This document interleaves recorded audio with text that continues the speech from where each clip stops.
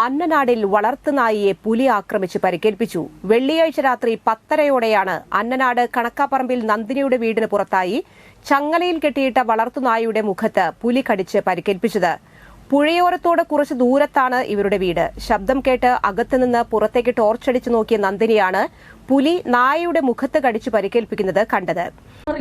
പട്ടിയുടെ കരച്ചിൽ കേട്ടപ്പോൾ ഞാൻ വന്ന് നോക്കിയത്. അനീഷ് മോന്റെ അകത്ത് കടന്ന് ഞാൻ ആ ജനല തുറന്ന് നോക്കിയപ്പോ ടോർച്ചടിച്ച് നോക്കിയപ്പോ ഇതിനെ പിടിച്ച് വലിക്കുന്നു. ഞാൻ ഒച്ചെടുത്തിട്ട് അത് പോണില്ല. മറ്റേ മോനെ വിളിച്ചു, അവനും ഒച്ചെടുത്തിട്ട് അത് കുറെ നേരം പിന്നെ അത് പിടിച്ച് വലിച്ചോണ്ടിരിക്കുന്നു. കൂട്ടിയിട്ടാക്കണ കാരണം കൊണ്ട് പട്ടിക്കൊന്നും ചെയ്യാനും പറ്റില്ല, പട്ടിയെ കൊണ്ടുപോകാനും പറ്റണില്ല. ഉടൻ മകൻ അനീഷിനെ വിളിച്ചു വരുത്തി ബഹളം വച്ചപ്പോൾ നായയെ വിട്ട് പുലി ഓടിപ്പോയി. വനം വകുപ്പിനെ വിവരമറിയിച്ചതിനെ തുടർന്ന് RRT സംഘം സ്ഥലത്തെത്തി പരിശോധന നടത്തിയെങ്കിലും പുലിയെ കണ്ടെത്താൻ കഴിഞ്ഞില്ല. സനീഷ് കുമാർ ജോസഫ് MLA സ്ഥലത്തെത്തി വേണ്ട നടപടികൾ സ്വീകരിക്കാൻ ഉദ്യോഗസ്ഥരോട് നിർദ്ദേശം നൽകി. ചാലക്കുടി കണ്ണമ്പുഴ ക്ഷേത്രക്കടവ് മുതൽ രാത്രിയിൽ ഫൈബർ ബോട്ടിൽ ചാലക്കുടി പുഴയോരത്ത് വനംവകുപ്പ് അധികൃതർ പരിശോധന നടത്തുന്നതിനിടയിലാണ് അന്നനാട് കുറവക്കടവിൽ വളർത്തുനായ്ക്ക് നേരെ പുലിയുടെ ആക്രമണമുണ്ടായത്. വളർത്തുനായയുടെ മുഖം പുലി കടിച്ചു പരിക്കേൽപ്പിച്ചിരിക്കുകയാണ്. വീട്ടുകാർ ബഹളം വച്ചിട്ടും പുലി പിടിവിടാൻ തയ്യാറായില്ലെന്ന് വീട്ടുകാരായ നന്ദിനിയും മകൻ അനീഷും പറയുന്നു. പുലിയുടെ ആക്രമണത്തിന് ശേഷം കുറുനരിയും എത്തിയതായി വീട്ടുകാർ പറഞ്ഞു. സംഭവത്തെ തുടർന്ന് രാത്രിയിൽ തന്നെ വനപാലകരെത്തി പരിശോധന നടത്തിയെങ്കിലും പുലിയെ കണ്ടെത്താൻ സാധിച്ചിട്ടില്ല. ശനിയാഴ്ച രാവിലെ മുതൽ കൂടുതൽ RRT പ്രവർത്തകരെയും വനപാലകരുടെയും നേതൃത്വത്തിൽ പുഴയോരത്തും വീടിന്റെ പരിസരങ്ങളിലും പരിശോധന നടത്തി. പുലിയാണ് നായയെ ആക്രമിച്ചതെന്ന് വ്യക്തമാക്കുന്ന തെളിവുകളൊന്നും ലഭിച്ചില്ലെന്നാണ് വനംവകുപ്പ് അധികൃതർ പറയുന്നത്. വീട്ടുകാരും നാട്ടുകാരും വലിയ ഭയത്തിലാണ്. വീട്ടിലേക്ക് വരെ പുലി എത്തിയതോടെ പുറത്തിറങ്ങാൻ തന്നെ ഭയക്കുന്നതായി പരിസരവാസികൾ പറയുന്നു.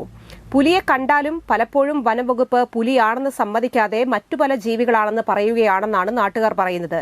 മംഗലശ്ശേരിയിലും ചാലക്കുടി നഗരത്തിലും ഇപ്പോൾ അന്നനാടിലും പുലിയുടെ സാന്നിധ്യമായതോടെ പുലിയെ പിടിക്കാൻ കൂട് സ്ഥാപിച്ചതുകൊണ്ട് കാര്യമില്ലെന്നും കണ്ടാലുടൻ വെടിവെച്ചു കൊല്ലാൻ വേണ്ട അടിയന്തര നടപടികൾ സ്വീകരിക്കാൻ വനംവകുപ്പ് തയ്യാറാകണമെന്നും MLA സനീഷ് കുമാർ ജോസഫ് ആവശ്യപ്പെട്ടു. ചേച്ചിയുടെ വീട്ടിൽ ഇന്നൊരു 10:30 മണിക്കാണ് ഇന്നിപ്പോൾ അവർ വളർത്തുനായയെ പുലി ആക്രമിക്കുന്നൊരു സ്ഥിതി ഉണ്ടായത്. അവർ ലൈറ്റിട്ട് നോക്കി ബഹളം വെച്ചപ്പോഴാണ് പുലി ഓടിപ്പോയതായിട്ട് അവർ പറയുന്നത്. അപ്പോൾ തന്നെ ഫോറസ്റ്റിനെ വിളിച്ച് വിവരം അറിയിച്ചു.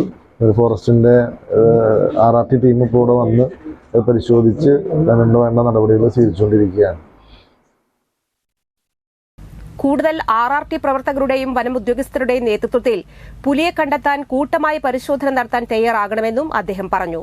കൂടുവച്ചാൽ പുലിയെ വേറെ സ്ഥലത്ത് കാണുന്ന അവസ്ഥയാണെന്നും കൂട് സ്ഥാപിക്കുന്നത് പ്രായോഗികമല്ലെന്നും MLA പറഞ്ഞു.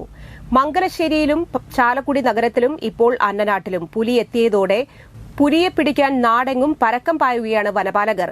പുലിയെ കണ്ടെത്താനുള്ള ആധുനിക സൌകര്യങ്ങളൊന്നും ചാലക്കുടി വാഴച്ചാൽ DFOമാരുടെ കൈവശമില്ലാത്ത അവസ്ഥയാണ്.